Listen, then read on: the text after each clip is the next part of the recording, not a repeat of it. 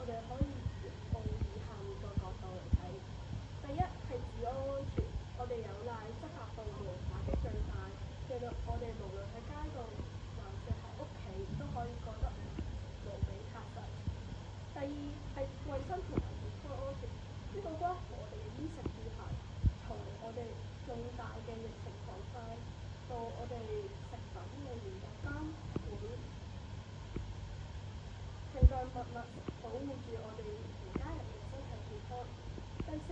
係現代人不可忽略嘅資訊安全，不亂傳謠言，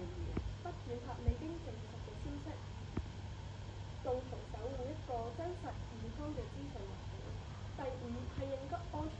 面對颱風、自然災害等或者突發嘅火災事故，城市需要具備強大嘅應變能力，或者我哋每個人都要懂得如何應變。所以我哋要守法及居安思危，不單止各遵守法律，而且我哋要配合呼籲，遇到惡劣